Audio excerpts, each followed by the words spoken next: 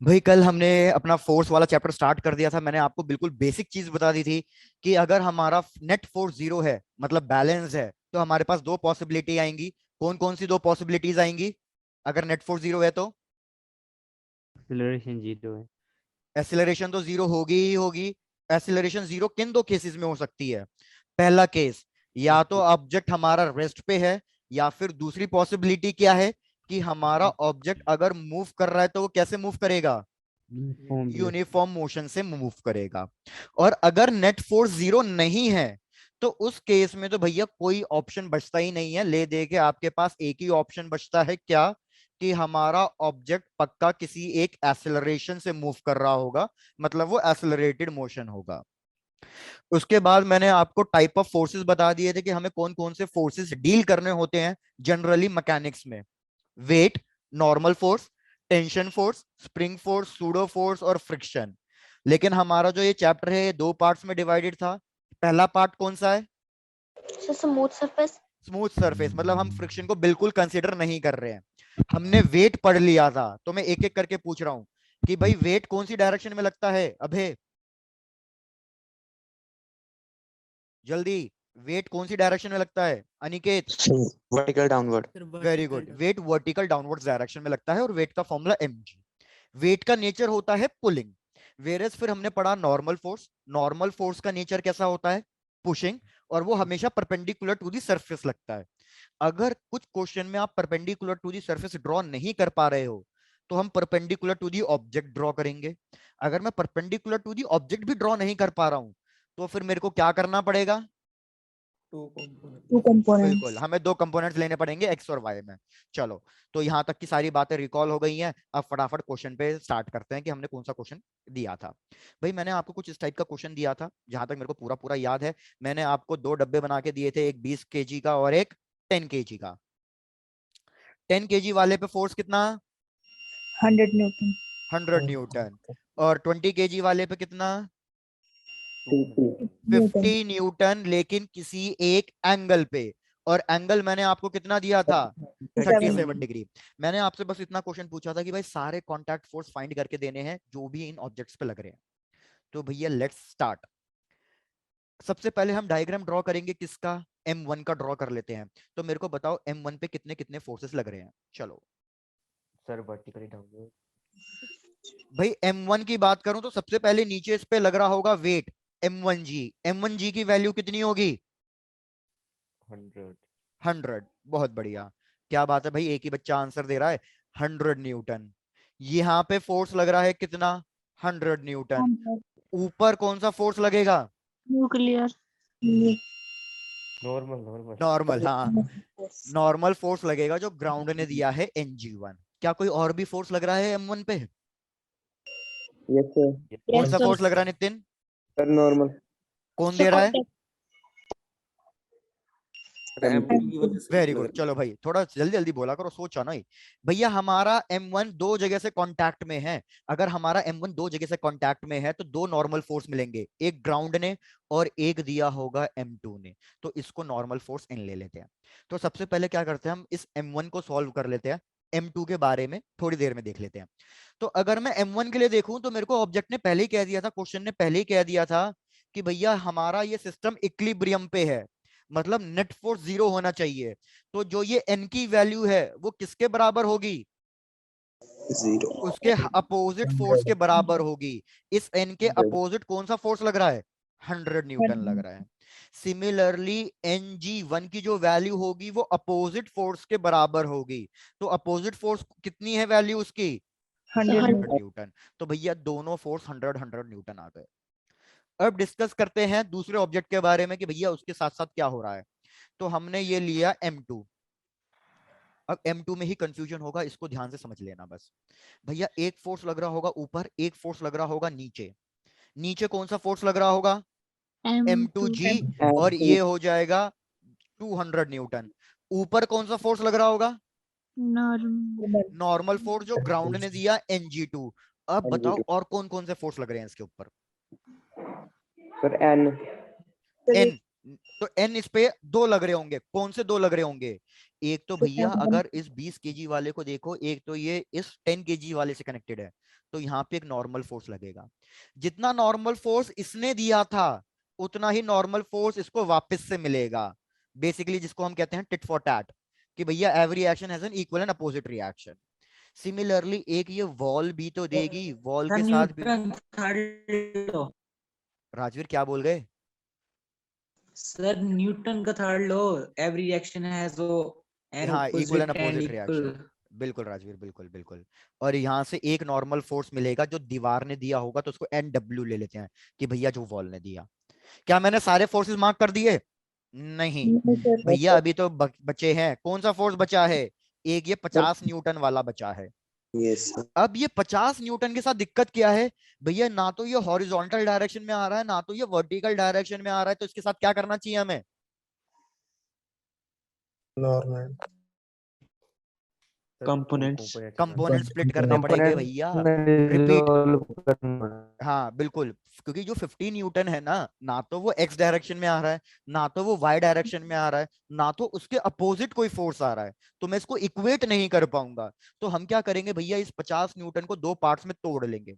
एक part act करेगा नीचे की तरफ और एक कंपोनेंट एक्ट करेगा मेरा left hand side.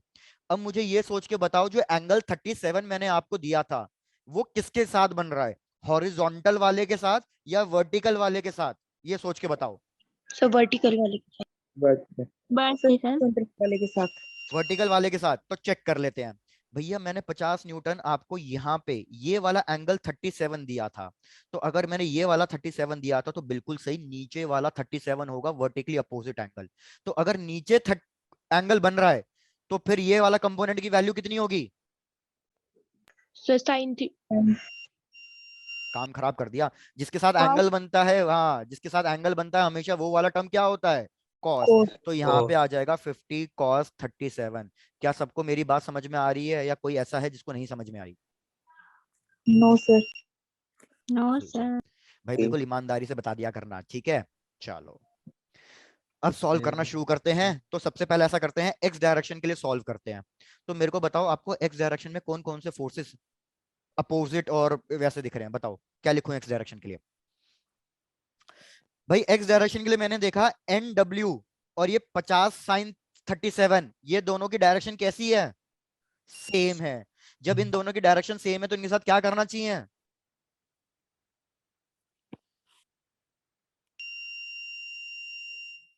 Sir add. Sir negative sign. सोच लो आराम से। ऐड कर दें, सब्ट्रैक्ट कर दें, क्या कर दें? सर नेगेटिव साइन लगा देंगे। भैया जब दो वेक्टर क्वांटिटीज सेम डायरेक्शन में होती है उनके बीच का एंगल 0 डिग्री हो जाता है। तो जब भी एंगल 0 डिग्री होता है तो हम उनके साथ क्या कर देते हैं? ऐड करते हैं। जब दो चीजें अपोजिट डायरेक्शन में होती है तो इनके बीच का एंगल कितना बनेगा? 180 डिग्री। तो जब एंगल 180 डिग्री बनेगा तो क्या करेंगे?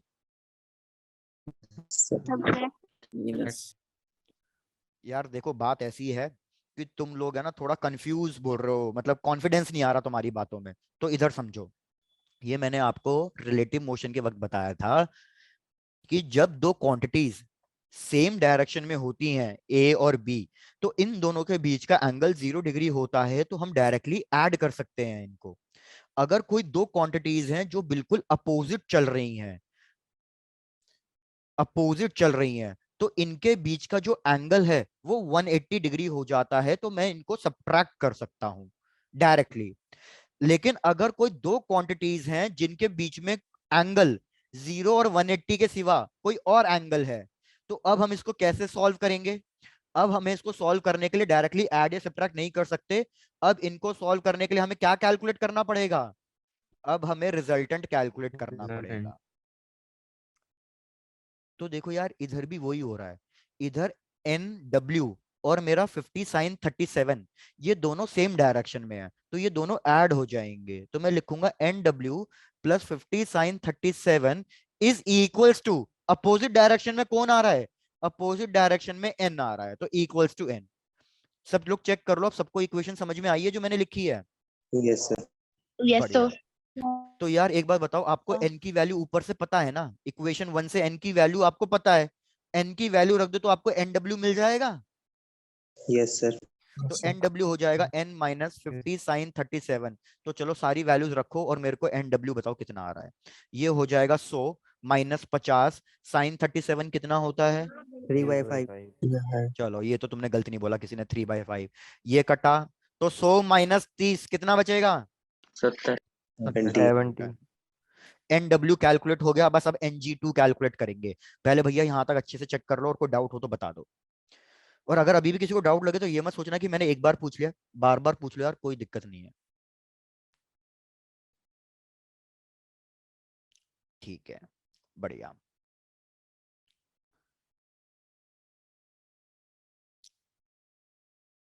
प्रतीक्षा, आज आपकी पहली क्लास है क्या? मैं आपका पहली बार नाम देख रहा हूँ। No, sir. नहीं ऐसा नहीं है, पता नहीं फिर तुम नाम मिस कैसे हो गया। चलो तो कोई डाउट तो नहीं है? No, sir. चलो बढ़िया। तो भैया नेक्स्ट वाला करते हैं, वाई एक्सिस के अलॉन्ग। अगर आप नोटिस करते वाई एक्सिस के लिए मेरे पास ऊपर आ रहा है एक ही फोर्स Ng2 और नीचे आ रहे थे दो फोर्स। कौन से दो फोर्स आ रहे थे? एक तो M2G आ रहा था 200 न्यूटन और एक ये आ रहा था 50 cos 37। तो Ng2 किसके बराबर होगा अब ये बता दो। 200 200. गलत। 200 प्लस 50 cos 37। यार आप इसको क्यों भूल रहे हो? ये दोनों सेम डायरेक्शन में, आपको इनको ऐड करना पड़ेगा और इसको इक्वल करना पड़ेगा Ng2 के। क्या ये बात समझ में आ रही है? Yes, sir. गुड। तो ये हो जाएगा 200 प्लस 50 cos 37 की वैल्यू 4/5। ये कटा तो 200 प्लस 40 कितना आ जाएगा हमारे पास? 40 न्यूटन। ऋतिक, राजवीर सब चेक करो, रोहित।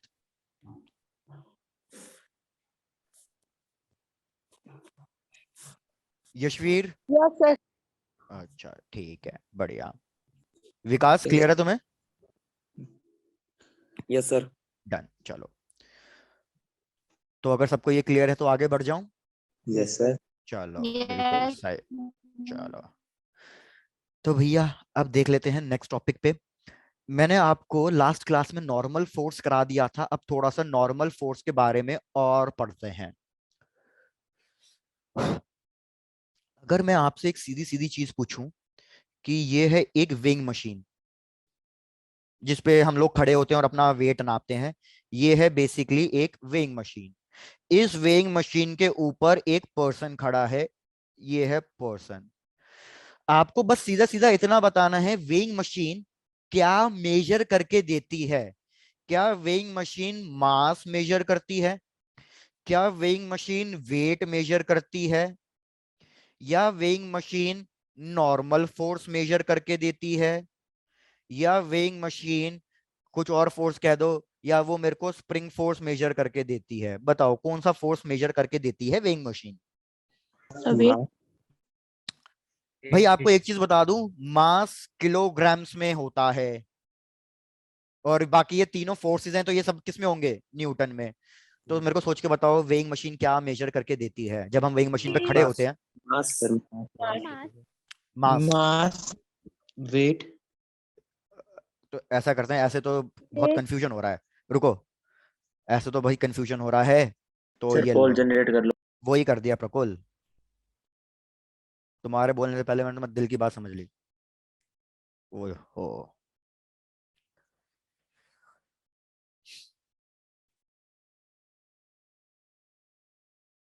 ओ शिट, ये तो मैंने क्लास 1 का ही नॉलेज मीटर कर दिया है। कोई बात नहीं, कोई बात नहीं।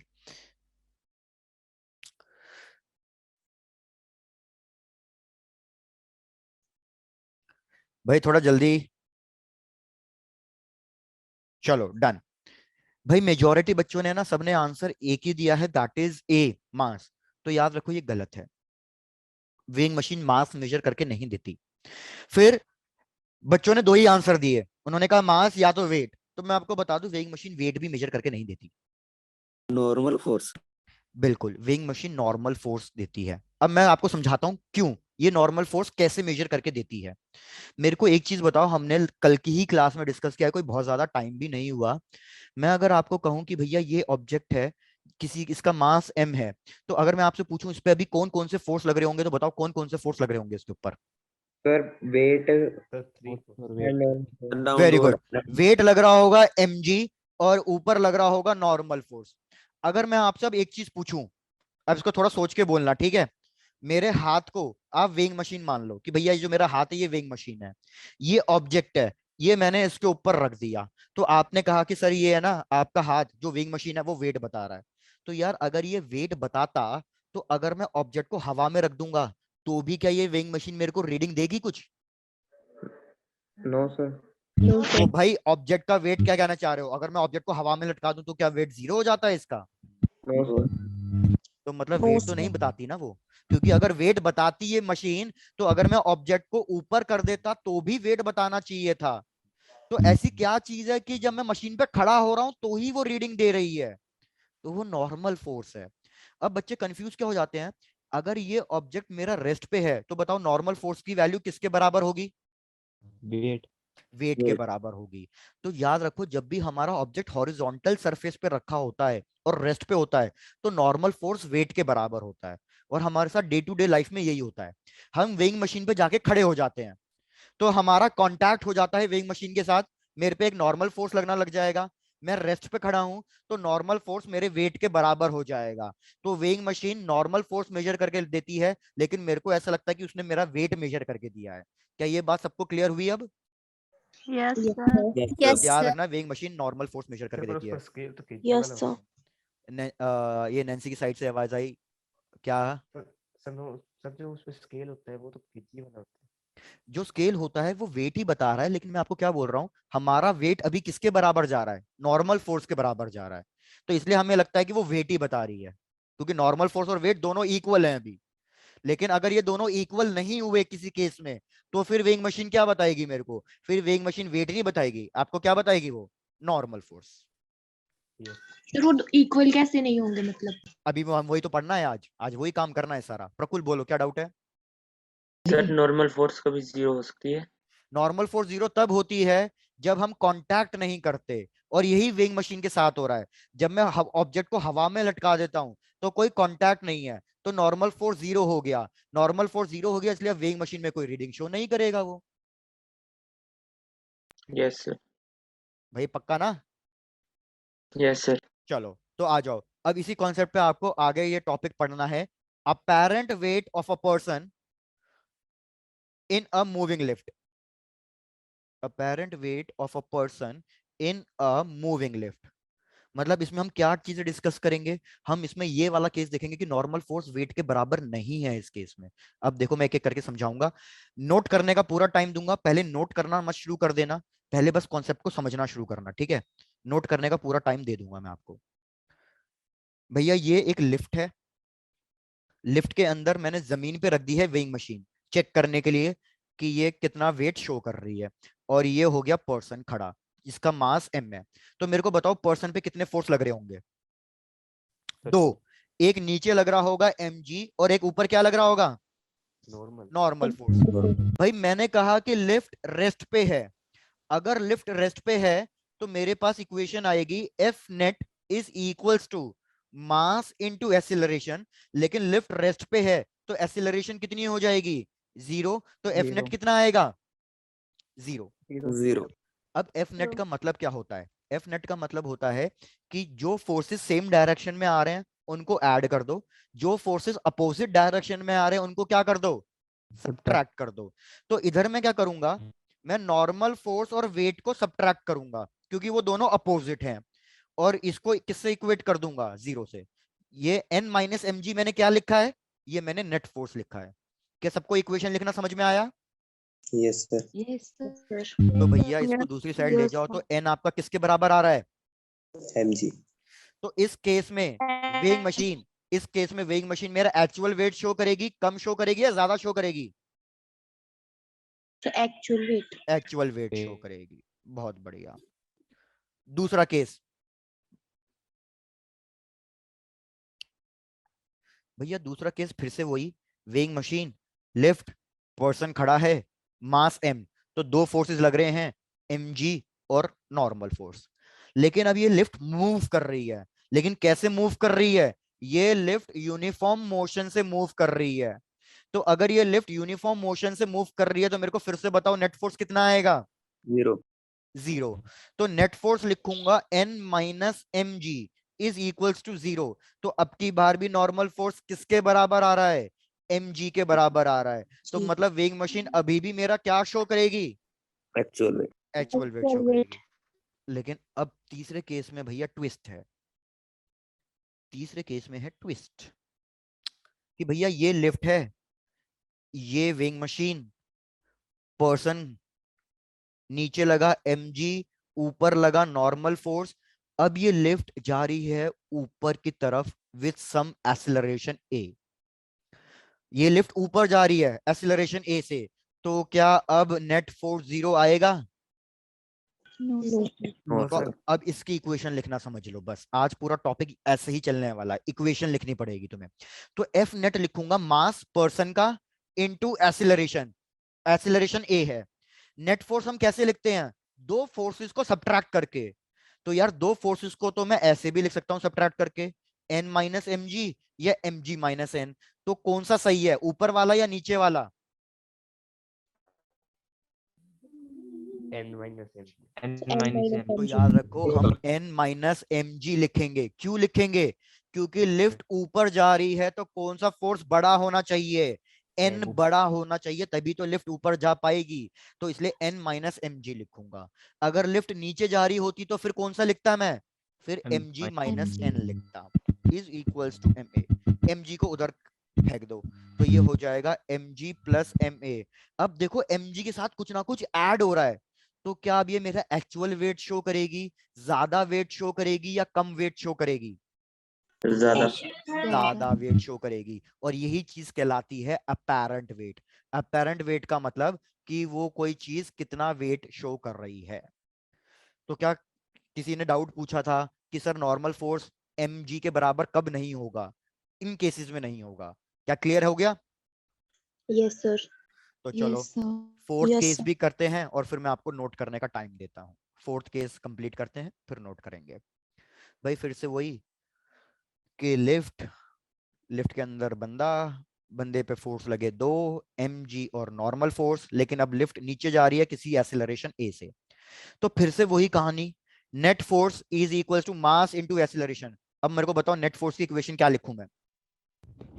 mg minus n। Very good, M G minus N, क्योंकि ये ऑब्जेक्ट नीचे जा रहा है तो एम जी बड़ा होगा, is equals to M A. तो मेरे पास n की वैल्यू आ जाएगी अब की बार mg minus M A. M G में कुछ ना कुछ सब्ट्रैक्ट हो रहा है अब की बार, तो वेट की वैल्यू क्या हो गई? कम हो गई। तो अगर किसी को अपना वेट रिड्यूस करना है तो वो लिफ्ट में चले जाए और नीचे जाए, किसी को अपना वेट इंक्रीज करना है तो वो लिफ्ट में जाए और ऊपर जाए। बात समझ में आ गई? यस चलो बढ़िया। तो ये लो नोट करना शुरू कर दो। भाई आदित्य कालिया, आदित्य भाई तुम्हारा नाम भी आज मैं पहली बार ही देख रहा हूँ, या आज तुमने नाम चेंज किया अपना, कालिया एक सरने में ऐड कर दिया?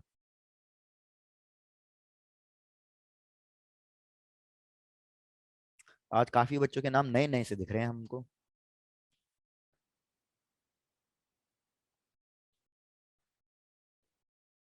हेमंत क्लियर है? हेमंत हेमंत ठीक है। Manish,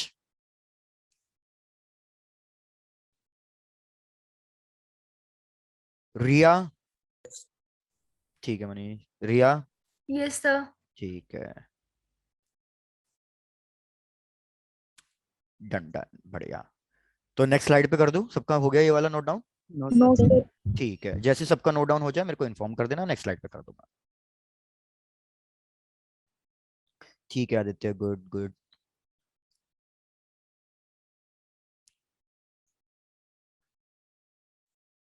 done sir.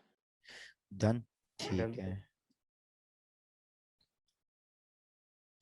चलो तो नेक्स्ट स्लाइड पे कर दिया मैंने, इसको भी नोट डाउन कर लो।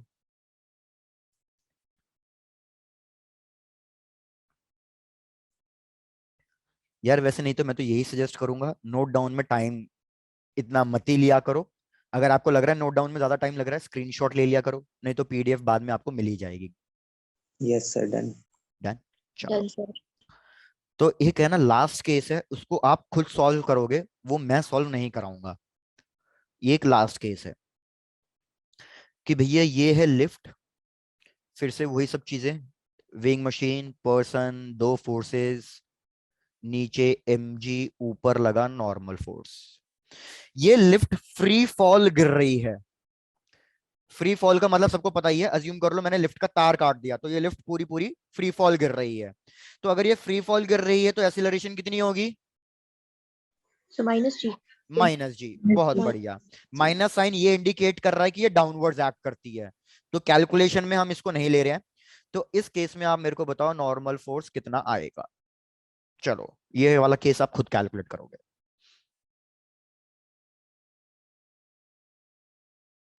mg -ma। mg -ma, बहुत बढ़िया। और a की वैल्यू कितनी है? तो -g। तो जान, तो देखो हम इसको कैलकुलेट करेंगे। ये लिफ्ट नीचे गिर रही है, नीचे गिर रही है, तो मेरे पास इक्वेशन आएगी mg minus normal force is equals to mass into acceleration. तो अगर मैं नॉर्मल फोर्स कैलकुलेट करूं तो mg माइनस ma आएगा। तो इधर मेरे को एक्सीलरेशन की वैल्यू तो पता है ना, फ्री फॉल है, तो एक्सीलरेशन की वैल्यू g होगी, तो mg माइनस mg। अब याद रखना, आप जब वैल्यू इधर सब्स्टिट्यूट करोगे तो -g नहीं लिखोगे। क्यों?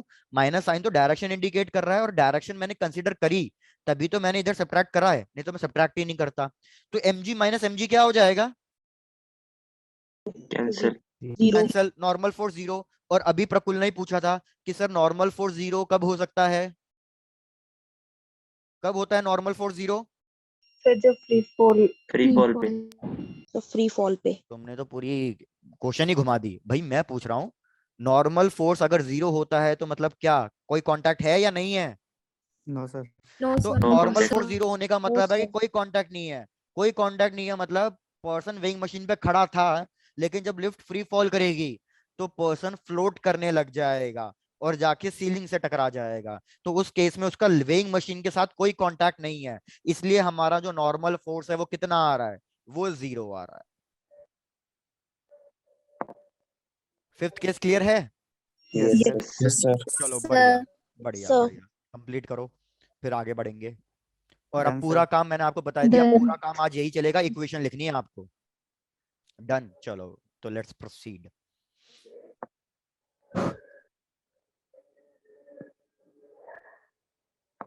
अब याद रखो ये इस चैप्टर का सबसे इंपॉर्टेंट टॉपिक है, इस पूरे चैप्टर का, मोशन इन कनेक्टेड बॉडीज।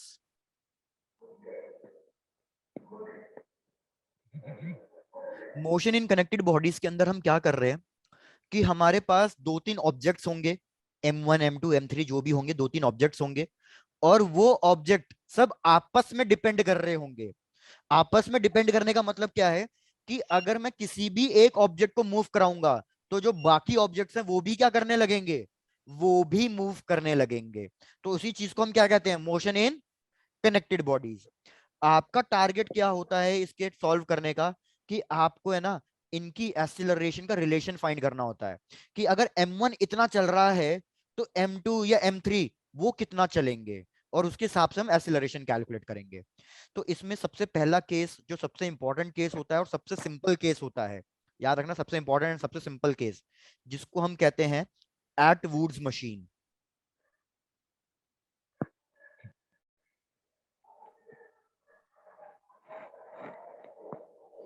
भाई किसी का माइक ऑन है, प्लीज उसको देखा जाए।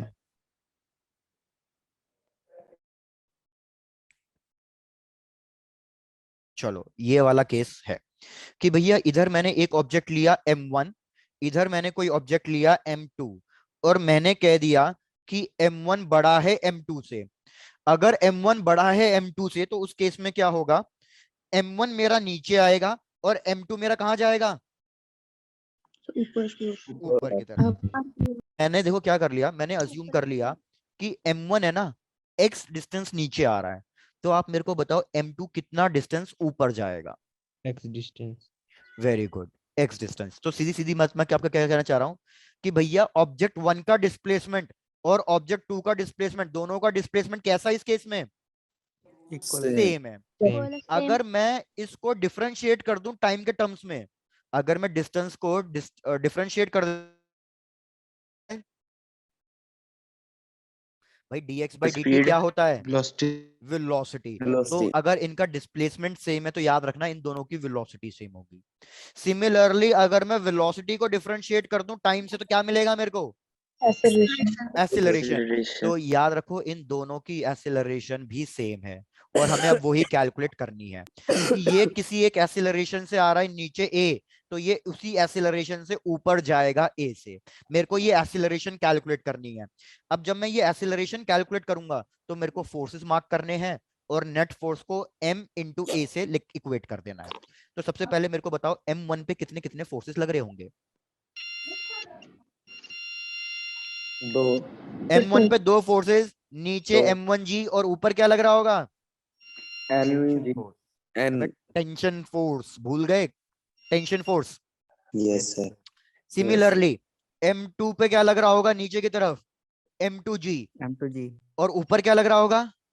Tension. टेंशन क्या ये दोनों टेंशन फोर्स अलग अलग होंगे या सेम होंगे? So same होंगे. सेम क्यों होंगे? दोनों ऊपर के तुम लोगों की आवाज बहुत ब्रेक करके आ रही है।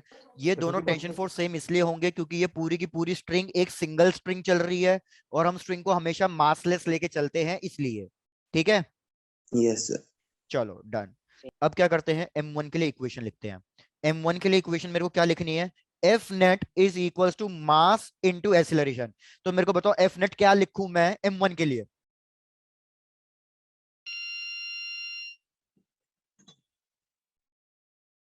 टी माइनस m1g उल्टा बोल गया यशवीर। यशवीर m1g कहां जा रहा है? m1 कहां जा रहा है? नीचे जा रहा है। तो जो नीचे जा रहा है मतलब वो वाला फोर्स बड़ा होगा। तो इसके लिए मैं क्या लिखूंगा? m1g minus T is equal to m1a। Equation 1। सब लोग चेक करके बताओ, किसी को कोई डाउट हो तो पूछो प्लीज। बढ़िया। m2 कहां जा रहा है? m2 ऊपर जा रहा है। तो इसके लिए लिखूंगा net force is equal to mass into acceleration. तो नेट फोर्स की क्या इक्वेशन आएगी m2 के लिए? T minus T minus m2g M2G. Very good. Equation 2। अब आपको क्या करना है, मैथ्स का, आप सब मैथ्स स्टूडेंट हो तो मैथ्स का लॉजिक, भैया दो इक्वेशन दो वेरिएबल्स सॉल्व कर दो और मेरे को एक्सीलरेशन का फॉर्मूला निकाल के दे दो। तो इन दो इक्वेशंस के साथ मैं क्या करूंगा, मैं इन दो इक्वेशंस को ऐड कर दूंगा। जब मैं इन दो इक्वेशंस को ऐड करूंगा तो देखो क्या मिलेगा? m1g minus T is equals to m1a, t minus m2g is equals to m2a। मैंने इन दोनों इक्वेशंस को ऐड कर दिया तो क्या कैंसिल हो रहा है? Attention. टेंशन कैंसिल हो गया, हमारी भी टेंशन कैंसिल हो गई। तो ये हो गया हमारा m1g minus m2g is equals to m1a plus m2a। अपने आप देख लो क्या कॉमन आ रहा है और क्या निकालना था। हमें निकालना था एक्सीलरेशन। तो एक्सीलरेशन का फॉर्मूला क्या आ गया? m1 minus m2g divided by m1 plus m2। सब लोग चेक करके बताओ, सबको ये फॉर्मूला जो हमने डिराइव किया क्या इसमें कोई दिक्कत है? No sir. बढ़िया। अब देखो मैं आपको एक चीज बता रहा हूं यार, ये फॉर्मूला है ना, आपको अभी फिलहाल आज की क्लास के लिए, आज की क्लास के लिए आपको सिर्फ पहले वाले इट एटवुड मशीन का ही फॉर्मूला याद रखना है, सिर्फ ये वाला फॉर्मूला, कि जब एक बॉक्स नीचे एक बॉक्स इधर होगा तो m1 minus m2g divided by m1 plus m2। सिर्फ आज की क्लास के लिए याद रखो।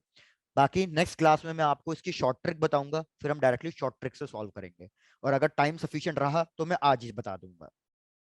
ठीक है, यहां तक कंप्लीट करो और फटाफट चेक करके देख लेना, कोई डाउट नहीं होना चाहिए। Done sir Then sir. Done, बहुत बढ़िया। तो यार मैं एक काम कर रहा हूँ, मैं आपको नोट करने का टाइम नहीं दे रहा हूँ, मैं फटाफट केसेस करते जा रहा हूँ, आप इसको देखते जाओ, कोई डाउट हो तो मेरे को उसी वक्त रोक देना। आप सब लोग स्क्रीनशॉट ले लो या कुछ कर लो। हाँ बोलो। सर पीडीएफ सेंड कर दोगे? हाँ बिल्कुल श्रुति, पीडीएफ सेंड कर दूंगा, ग्रुप पे सेंड कर दूंगा, क्लास ओवर होते ही सेंड कर दूंगा। ठीक है, यस सर। चलो बढ़िया, ये भी सही है।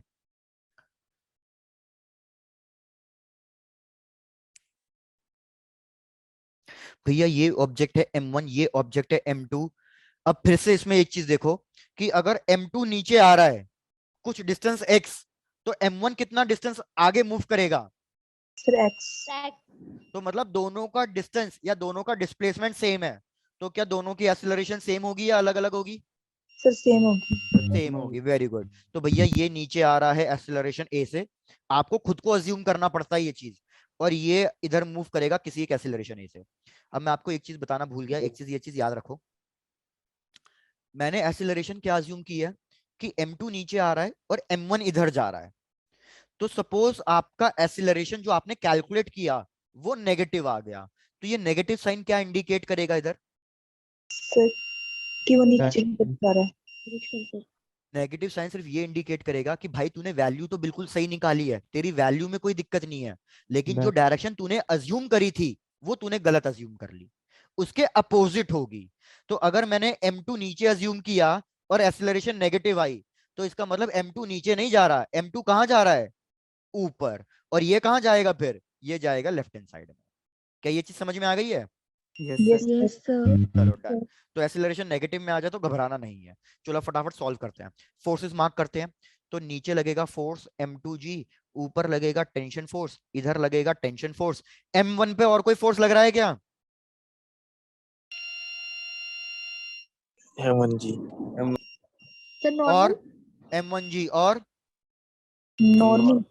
नॉर्मल। डन।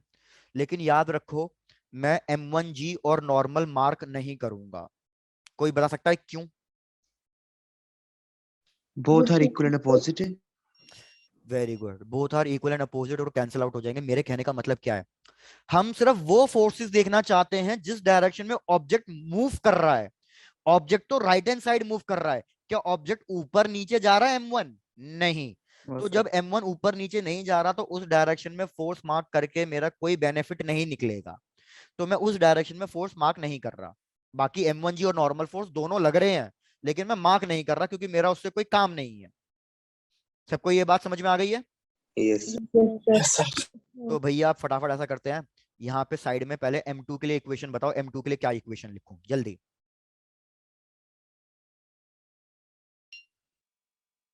m2 के लिए क्या इक्वेशन लिखूं? अरे नीचे जा रहा है तो m2g बड़ा होगा। m2g माइनस टेंशन फोर्स किसके बराबर हो जाएगा? ये m2a नेट फोर्स के बराबर। अब m1 के लिए इक्वेशन लिखूंगा तो m1 के लिए क्या है? m1 के लिए टेंशन फोर्स लग रहा है T।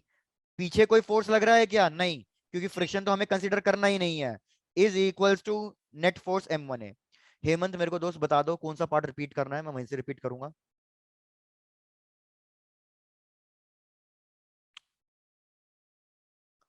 अच्छा ठीक है।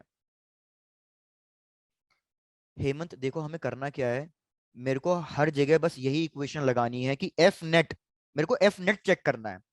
हेमंत ये एक्सेलरेटेड मोशन है, तो क्या इधर एफ नेट 0 होगा? नहीं। तो इधर एफ नेट किसके बराबर होगा? Mass into acceleration. लेकिन मैं किसके ऊपर नेट फोर्स देख रहा हूं? m2 के ऊपर देख रहा हूं ना, तो इधर नेट फोर्स आएगा F net is equal to m2a।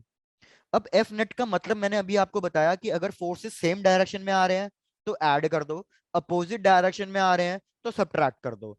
इधर दो फोर्सेस अपोजिट डायरेक्शन में आ रहे हैं तो मैं इनको सब्ट्रैक्ट करूंगा, लेकिन कौन सा फोर्स पहले लिखना चाहिए? भाई जिस डायरेक्शन में वो मूव कर रहा है वो वाला फोर्स पहले लिखना चाहिए।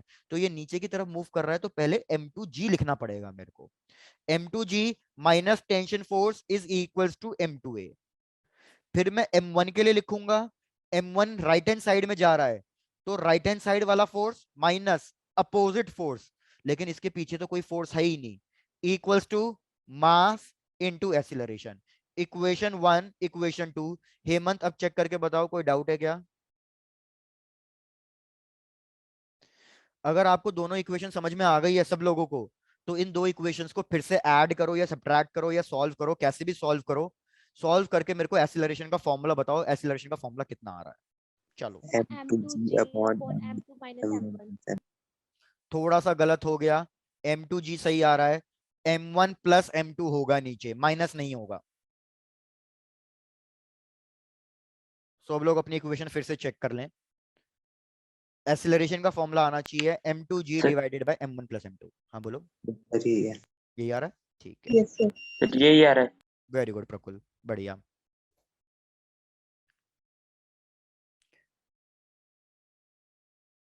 तो सबको इक्वेशन लिखना समझ में आ गया?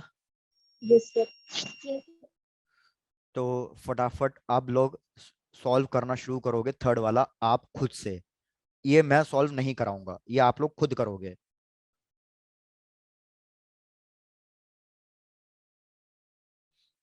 देखते हैं किस किस के कितने बेसिक्स स्ट्रॉन्ग है। भैया ये मैंने एक इंक्लाइन प्लेन लिया, ये एक ऑब्जेक्ट रखा यहाँ पे, मास ले लो m1, ये ऑब्जेक्ट एक रस्सी से कनेक्टेड है, स्ट्रिंग से कनेक्टेड है, पुली से घूम के आई स्ट्रिंग यहाँ पे m2। डायरेक्शन आप खुद देख लो कि आपको किसको नीचे लेके आना है, किसको ऊपर लेके आना है, आपकी मर्जी है। और बाकी ऐसा करते हैं, मेरे हिसाब से मैं अज्यूम कर रहा हूं कि ये नीचे जा रहा है और ये ऊपर जा रहा है। तो चलो इसकी इक्वेशन लिखो और मेरे को एक्सेलरेशन कैलकुलेट करके दो। मैं आपको ज्यादा टाइम नहीं दूंगा, 3 मिनट्स मोर देन एनफ है, 3 मिनट देता हूँ, 3 से 5 ले लो चलो। और एक्सेलरेशन का फाइनल आंसर निकाल के दो कितना आ रहा है। सर प्लीज क्वेश्चन रिपीट कर दीजिए एक बार। बिल्कुल विशाली। विशाली क्वेश्चन है कि हमारे पास एक इंक्लाइंड प्लेन है जिसका एंगल है थीटा। दो ऑब्जेक्ट्स हैं m1 और m2। m1 रखा है इंक्लाइंड प्लेन पे, m2 हवा में लटक रहा है। मैंने कहा m2 नीचे आ रहा है कितनी एक्सीलरेशन से? a से। तो m1 ऊपर जाएगा कितनी एक्सीलरेशन से? सेम एक्सीलरेशन a से, क्योंकि दोनों का डिस्प्लेसमेंट सेम आएगा। तो आपको इक्वेशन लिखनी है m1 और m2 के लिए, दोनों इक्वेशन को सॉल्व करना है। इक्वेशन को सॉल्व करोगे तो आपके पास एक्सीलरेशन का फॉर्मूला आ जाएगा। तो मैं आपसे एक्सीलरेशन का फॉर्मूला मांग रहा हूं। Okay sir. डन।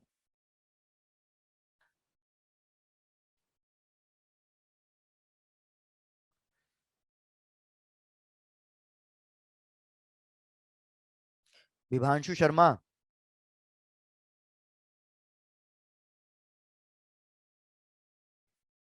आप सब लोग कैलकुलेट करो and give me a minute please.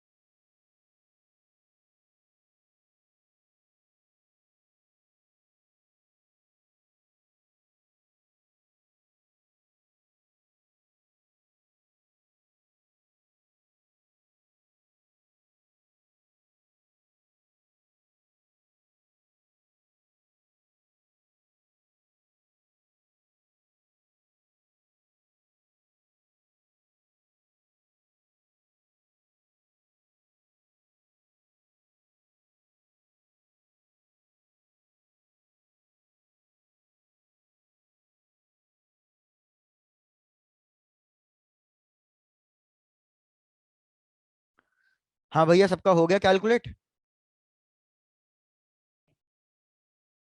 यार क्या हो गया? No sir. नहीं, चलो दिक्कत आ रही है या टाइम लग रहा है? सर दिक्कत। दिक्कत, चलो डन। तो मैं सॉल्व करा देता हूँ इसको और देख लो, फिर ऐसा करूंगा डायरेक्टली आपको शॉर्ट ट्रिक बता दूंगा, फिर उससे सॉल्व कर लेंगे। भाई नीचे इस पे फोर्स कितना लग रहा होगा? नीचे इस पे लग रहा होगा m2g। ऊपर कितना फोर्स लग रहा होगा इस पे? Tension tension force. फोर्स।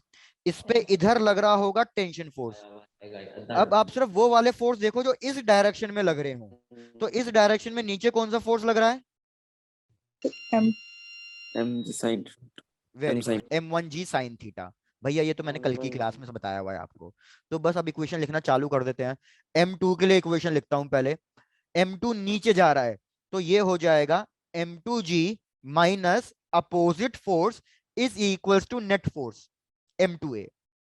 फिर इक्वेशन लिखेंगे हम m1 के लिए। m1 के लिए इक्वेशन क्या आएगी? t minus m1g sin theta is equals to net force m1a। यार इक्वेशन 1 और इक्वेशन 2 को ऐड करके ही तो कह रहा हूं मैं, टेंशन फोर्स कैंसिल कर दो और एक्सीलरेशन फाइंड कर लो। तो इन दोनों को जब मैं ऐड करूंगा इक्वेशन 1 और 2 को, टेंशन फोर्स कैंसिल हो जाएंगे, तो हमारे पास आएगा m2g minus m1g sin theta is equals to m1a plus m2a। तो मेरे को एक्सीलरेशन चाहिए थी, तो एक्सीलरेशन आ जाएगी g into m2 minus m1 sin theta divided by m1 plus m2।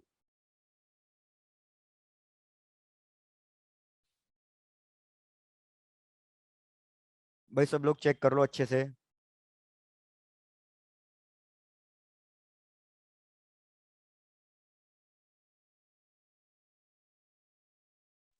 Answer. तो कोई ऐसा है जिसको लग रहा है कि फिर से रिपीट करना चाहिए? हो जाएगा सबसे? Yes, sir. Yes Done. Sir. चलो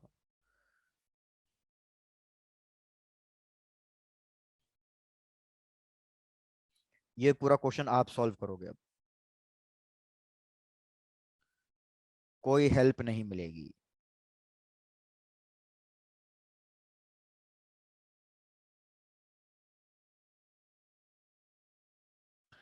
ये हमारा है m1, ये है हमारा m2, ये है हमारा m3। ये है 4 किलो का, ये 2 kg, ये 1 kg। इस पे फोर्स लग रहा है इधर 28 न्यूटन का। ये सारे के सारे ऑब्जेक्ट्स की जो एक्सेलरेशन होगी वो सेम होगी या अलग अलग होगी? Same. सेम होगी, क्योंकि जितना m1 जाएगा उतना m2 जाएगा उतना m3 जाएगा। तीनों की एक्सेलरेशन सेम है। क्या कैलकुलेट करना है? फाइंड फर्स्ट पार्ट, इनकी एक्सेलरेशन कैलकुलेट करनी है। दूसरा पार्ट, इनके बीच के टेंशन फोर्स भी कैलकुलेट करने हैं। तो चलो ट्राई करो इसको। आपको बस इतना देखना है m1 पे कितने फोर्स लग रहे हैं, m2 पे कितने फोर्स लग रहे हैं और m3 पे कितने फोर्स लग रहे हैं। फोर्सेस को इक्वेट करके आपको आंसर निकालना है, आपके आंसर बहुत इजीली आ जाएंगे। एक्सेलरेशन कैलकुलेट करना है और टेंशन फोर्स कैलकुलेट करना है।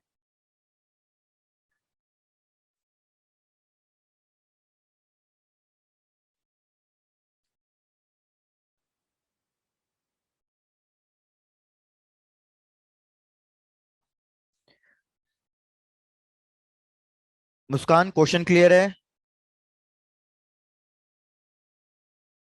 Yes sir. ठीक है। जागृति आपको?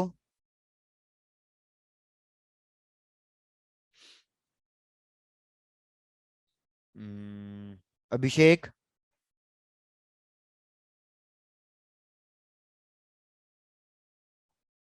चलो भाई तो कैलकुलेट करो, देखते हैं।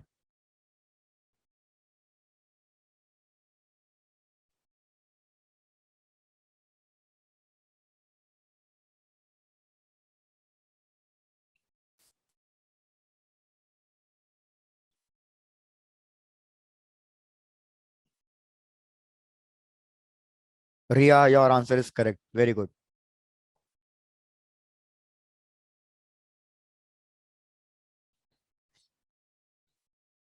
बहुत बढ़िया रिया मैडम, बहुत बढ़िया।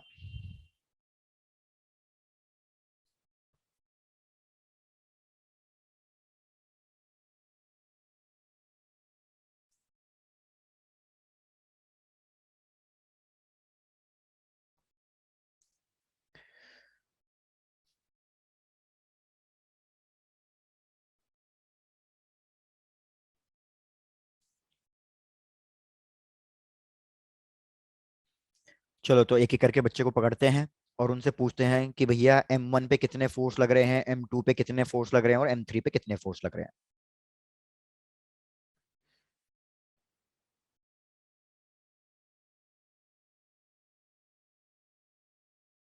अरे ये क्या है,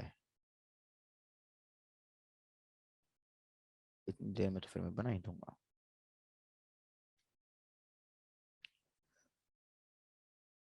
और सबके लिए इक्वेशन लिखेंगे एक एक करके। चलो तो सबसे पहले m1 के लिए, m1 के लिए कौन बताएगा? एरी आप बताओगे m1 के लिए? Yes sir. चलो डन, बताओ। सर M1G लगेगा पहले, ठीक है, और एक फोर्स लगेगी जो हमने लगाई है 28 ठीक न्यूटन, है, वेरी गुड। और सर एक नॉर्मल फोर्स लगेगी कहाँ? Sir, vertically upward. ठीक है, बहुत बढ़िया, आगे? सर एक टेंशन टेंशन फोर्स लगेगी कहाँ? सर, मतलब लेफ्ट में या डेप्थ राइट टू, में? सर लेफ्ट में लगेगी। वेरी गुड भाई, बहुत बढ़िया। अब याद रखो, मैंने बोला था कि जिस डायरेक्शन में ऑब्जेक्ट मूव नहीं कर रहा तो वो वाले फोर्स मार्क करने की जरूरत नहीं है। अब बाकी आप मार्क कर रहे हो, अच्छी बात है। तो मेरे ये सारे के सारे ऑब्जेक्ट्स राइट में जा रहे हैं, तो मेरे को है ना ये ऊपर वाले फोर्सेस मार्क करने की जरूरत नहीं है, क्योंकि ऑब्जेक्ट ऊपर नीचे मूव नहीं कर रहे हैं। तो आपका इनसे काम चल जाएगा। तो बस पहले इसकी इक्वेशन लिख देते हैं। ऑब्जेक्ट किस साइड जा रहा है? राइट हैंड साइड जा रहा है, तो कौन सा फोर्स बड़ा होगा, 28 वाला या टेंशन वाला? 28 न्यूटन। 28 वाला। तो आप लिखोगे 28 minus T is equals to M1A। चलो, पहली इक्वेशन मिल गई। अब आ जाते हैं M2 पे। M2 के लिए कौन बताएगा? M2 के लिए अनिकेत तुम बताओगे? आर्यन? Yes sir. चलो शुरू हो जाओ M2 के लिए। सर फोर्स लगी 28 न्यूटन। नहीं, M2 पे नहीं लग रही, वो तो M1 पे लग रही थी भैया। M2 के लिए दो ही फोर्सेस, एक इधर टेंशन, एक इधर टेंशन। ये वाला टेंशन अगर मैंने T बनाया है तो ये वाला टेंशन भी कितना होगा? टी। T होगा। तो M2 के लिए एक टेंशन फोर्स तो इधर लग रहा है T, एक टेंशन फोर्स पीछे लग रहा है, लेकिन ये स्ट्रिंग अलग हो गई तो इसको कुछ ना कुछ नाम देना पड़ेगा T1। तो जब मैं इसके लिए इक्वेशन लिखूंगा, भैया डब्बे तो सारे राइट हैंड साइड जा रहे हैं, तो इसके लिए इक्वेशन आएगी T minus T1 is equal to mass into acceleration. Aryan check करो, समझ में आया है आपको? Yes sir. तो आर्यन अब M3 वाले के लिए बताओ, M3 वाले के लिए क्या मार्क करूं? सर ये टी। Very good. M3 के लिए एक लगेगा T1, क्योंकि इधर भी T1 मार्क किया है इसलिए। और कोई फोर्स? आर्यन थोड़ा जल्दी बताओ, और कोई फोर्स? No sir. और कोई फोर्स नहीं लगेगा। तो T1 is equals to M3A।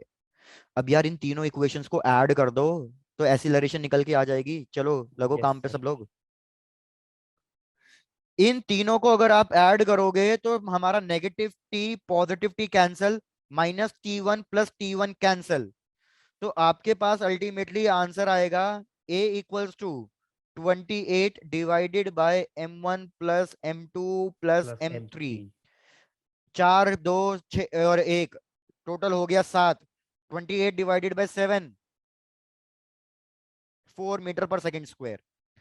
अब अगर आपके पास एक्सीलरेशन आ गई है तो इस इक्वेशन थर्ड में एक्सीलरेशन की वैल्यू रख के किसकी वैल्यू मिल जाएगी मेरे को? सर टेंशन की। टेंशन फोर्स की। तो 4 इंटू 4 ये हो गया 16 न्यूटन। T1 की वैल्यू मिल गई है तो सेकंड इक्वेशन में रख दो और T की वैल्यू कैलकुलेट कर लो, बस हो गया सारा पार्ट खत्म। तो T की वैल्यू और कैलकुलेट करके बताना कितनी आ रही है।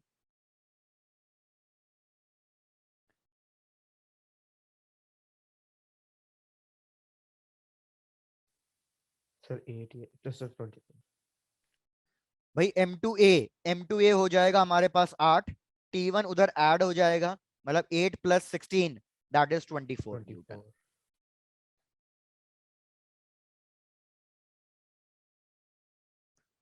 नहीं कॉन्फिडेंस आ रहा बीबी क्या क्वेश्चन में?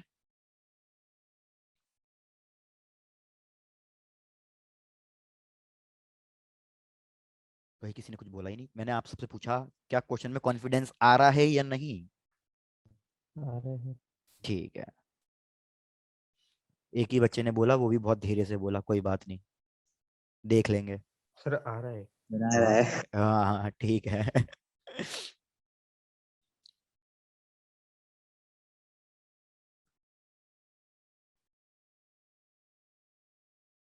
चलो तो आगे बढ़ चलें।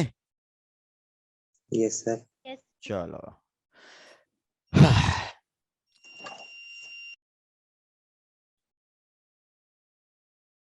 Shortcut method.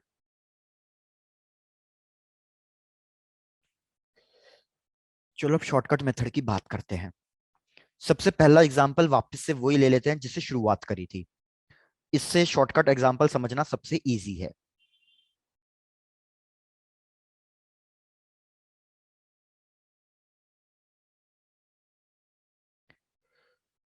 चलो याद रखो, हमें हर बार क्या कैलकुलेट करना होता है, एक्सीलरेशन ही कैलकुलेट करनी होती है। तो आप सीधे सीधे एक शॉर्टकट फॉर्मूला लिखो, acceleration will always be equals to net force divided by total mass. जहां पे नेट फोर्स कौन सा लिखोगे, सिर्फ एक्सटर्नल नेट फोर्स लिखोगे। अब मैं आपको इसको शॉर्टकट करना समझाता हूं। पहले मेरे को इस डायग्राम में बताओ कौन कौन से फोर्सेस लग रहे हैं। M1 पे कौन सा फोर्स लग रहा है, M1 जी और Detention. M2 पे, Sir, M2 G. और वेरी गुड। अब एक चीज याद रखो, हमारा जो टेंशन फोर्स होता है और जो नॉर्मल फोर्स होता है, ये पूरे सिस्टम के लिए इंटरनल फोर्सेस होते हैं। पूरे सिस्टम के लिए कैसे फोर्सेस होते हैं ये, इंटरनल। तो क्या इस इक्वेशन में मेरे को टेंशन फोर्स लेना है कहीं पे भी, नो No. सर। नहीं, क्योंकि मैंने इधर पहले लिख दिया, इस इक्वेशन में आपको वो फोर्स लिखने हैं जो एक्सटर्नल हो। अब एक चीज ध्यान दो, अब भैया ये शॉर्टकट है और बहुत जल्दी हो जाएगा, लेकिन बस ध्यान देना है। मेरे को बताओ M1G क्या चाहता है, M1G चाहता है ऑब्जेक्ट को इधर नीचे लेके आना, ठीक है। Yes sir. भाई M1G की टेंडेंसी क्या है, M1G की टेंडेंसी है कि M1 नीचे आए और M2 कहां जाए, ऊपर जाए। ऊपर. लेकिन M2G की टेंडेंसी क्या है, M2 क्या करना चाहता है, M2G इसका उल्टा, M2G चाहता है कि M2 नीचे आए और M1 कहां जाए, ऊपर। ऊपर जाए। तो दोनों का नेचर क्या सेम है या अपोजिट है, दोनों का नेचर Opposite. अपोजिट है ना, बीच में माइनस साइन लगा दो, तो हमारे पास आ जाएगा M1G माइनस M2G। अब इसमें आपकी मर्जी है, आप चाहे तो M2G पहले लिख दो, चाहे तो M1G पहले लिख दो, वो आपकी मर्जी है। बस इतना ही फर्क आएगा कि या तो एक्सीलरेशन पॉजिटिव आएगी या क्या आ जाएगी, नेगेटिव आ जाएगी। डिवाइडेड बाय टोटल मास, मेरे को बताओ इसमें टोटल मास कितना है, M1 प्लस M2 जी। जरा इस फॉर्मूले को अच्छे से देख लो और जरा इस फॉर्मूले को देख लो, क्या दोनों फॉर्मूले सेम आ रहे हैं या अलग आ रहे हैं। सेम।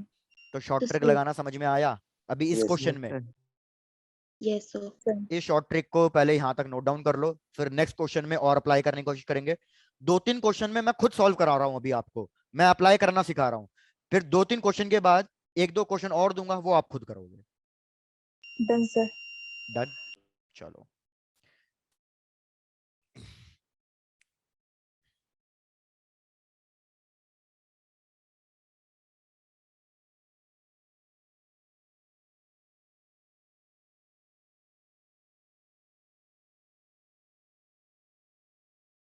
हमने अभी अभी ये क्वेश्चन किया था कि भैया ये फोर्स लग रहा था 28 न्यूटन का, ये M1, ये M2, ये M3, और ये टेंशन फोर्स था T, ये टेंशन फोर्स T, ये टेंशन फोर्स T1, ये टेंशन फोर्स T1।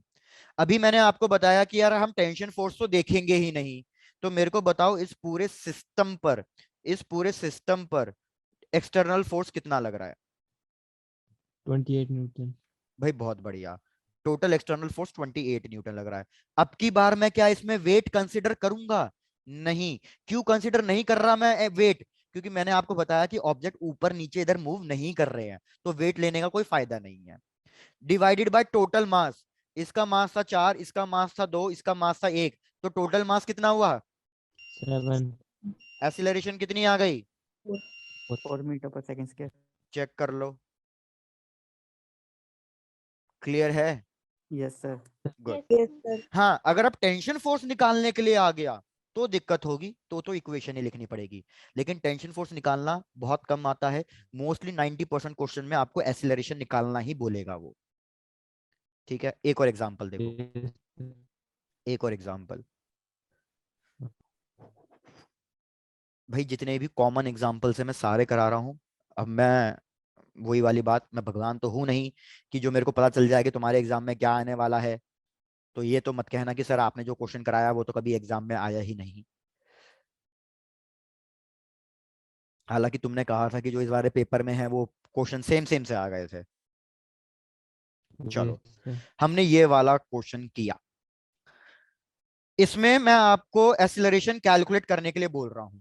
तो अगर मैं फोर्सेस मार्क करूं तो भैया इधर फोर्स लग रहा था m1g साइन थीटा, इधर लग रहा था m2g, इधर लग रहा था टेंशन फोर्स, इधर लग रहा था tension force. Tension force consider नहीं करेंगे, वो तो इंटरनल फोर्स है। तो कौन से दो फोर्स कंसीडर करने हैं मेरे को? एक m1g साइन थीटा और एक m2g साइन थीटा। अब दोनों का नेचर देखो, क्या दोनों एक दूसरे को मदद कर रहे हैं या दोनों एक दूसरे को अपोज कर रहे हैं? अपोज। अपोज कर रहे हैं। m2g चाहता है कि m2 नीचे आए और m1 मूव करे ऊपर की तरफ, लेकिन m1g साइन थीटा चाहता है m1 इधर मूव करे, m2 ऊपर जाए। दोनों का नेचर अपोजिट है, तो दोनों के साथ क्या कर देना चाहिए हमें? सब्ट्रैक्ट कर देना चाहिए। Divided by total mass. Total मास कितना? m1 plus m2। बस हो तो गया यार, चेक कर लो, यही तो आंसर आ रहा है, यही तो आंसर आ रहा है। Yes sir. Yes sir. बस। तो अगर ट्रिक लगाना आपको अच्छे से आ गया है, 3 क्वेश्चन मैंने खुद से कराए हैं, 4th क्वेश्चन और 5th क्वेश्चन आप खुद करोगे। Yes sir. बढ़िया। Done sir. डन, चलो बहुत बढ़िया। तो नेक्स्ट क्वेश्चन।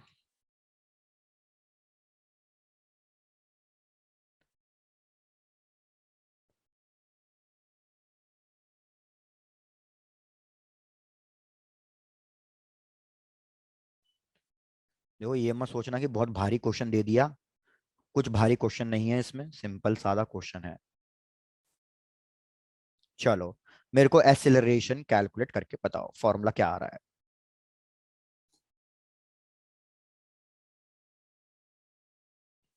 अगर तुम चाहते हो मैं फोर्स मार्क करके दे दूं तो इतनी तुम्हारी मदद कर देता हूं। इधर लगेगा m1g साइन थीटा 1, इधर टेंशन फोर्स, इधर टेंशन फोर्स, और इधर लगेगा m2g साइन थीटा 2।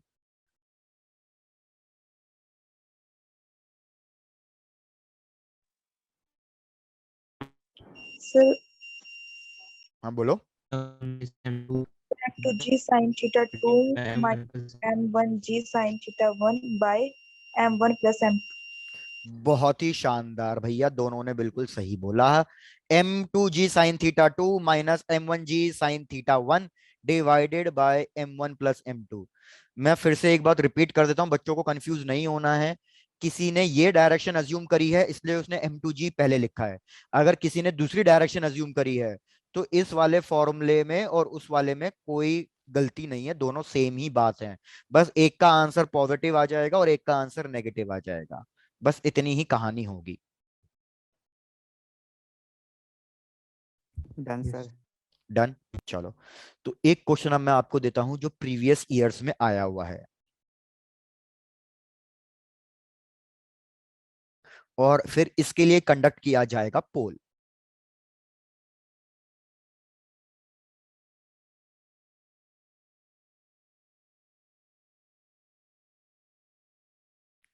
बस थोड़ा सा ही लॉजिक लगाना है और कुछ नहीं करना है। जिसने हल्का सा लॉजिक लगा लिया, ये क्वेश्चन कोई बड़ी बात नहीं है। बाकी मर्जी सबकी अपनी अपनी है, कोई शॉर्ट ट्रिक से करना चाहे शॉर्ट ट्रिक मतलब शॉर्टकट मेथड से करे, कोई पूरा इक्वेशन सॉल्व करके करना चाहता है तो पूरी इक्वेशन सॉल्व करके करे। बाकी एग्जाम में पूरी इक्वेशन सॉल्व करने का टाइम किसी को नहीं मिलने वाला।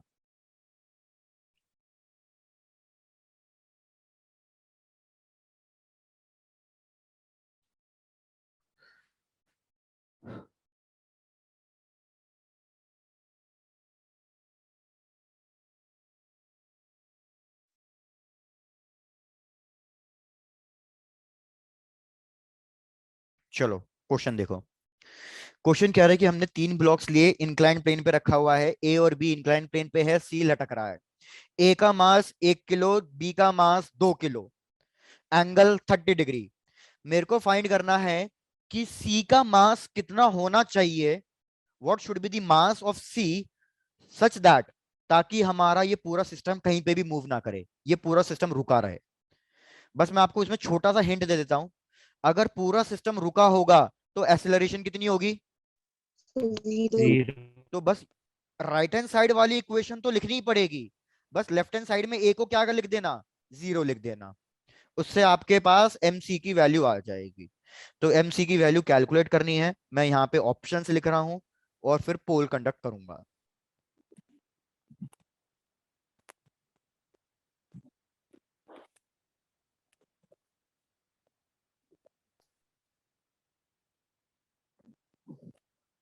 और सब चेक कर लो, किसी के लिए क्वेश्चन रिपीट तो नहीं करना, सबको क्वेश्चन समझ में आया या नहीं आया।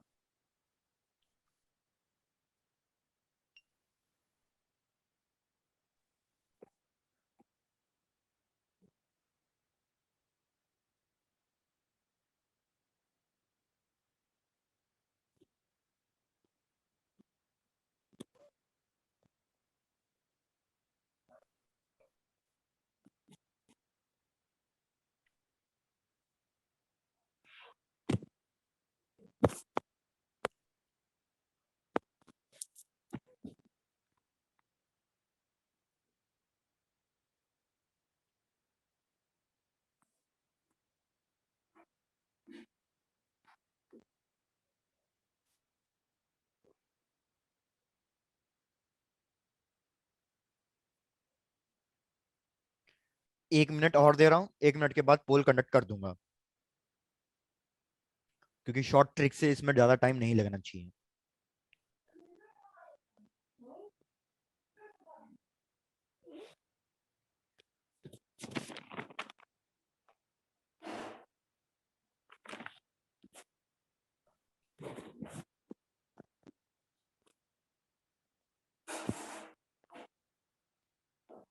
तो चलो, लेट्स कंडक्ट दी पोल।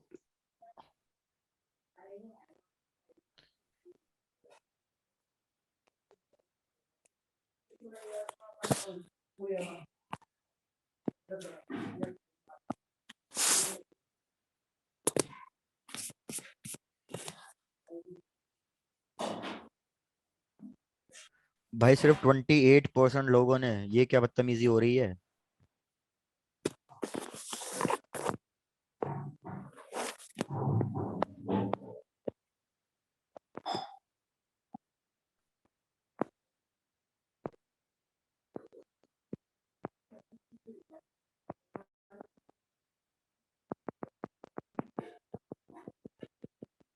भाई अभी भी 17 स्टूडेंट्स बाकी हैं, जल्दी।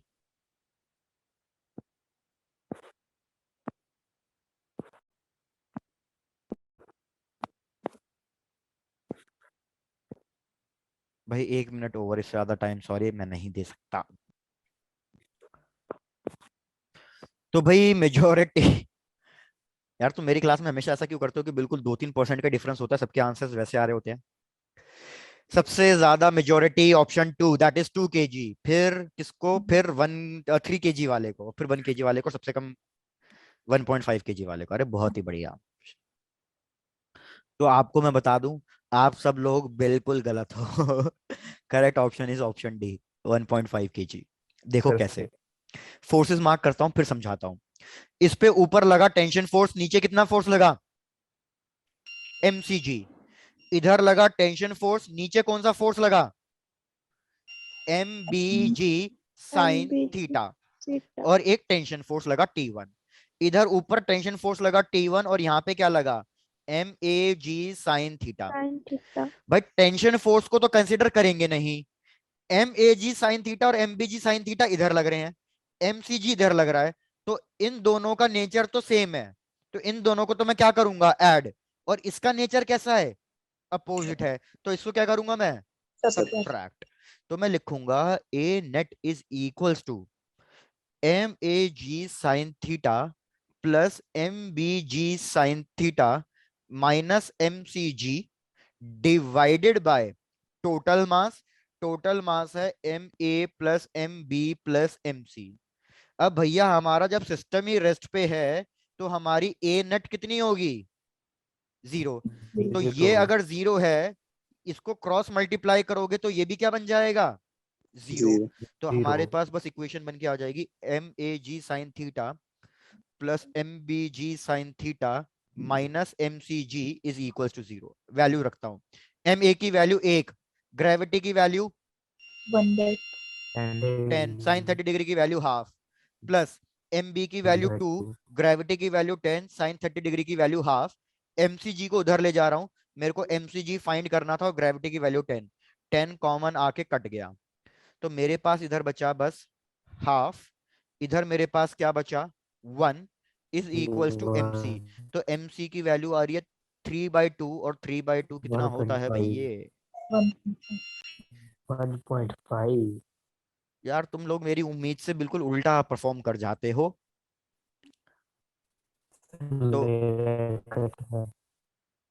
तो अब बस आपको इतना करना है कि कोई भी एक बुक उठाओ और जहां तक मैंने पढ़ा दिया है ऐसे टाइप के क्वेश्चन प्रैक्टिस करना चालू कर दो, ठीक है?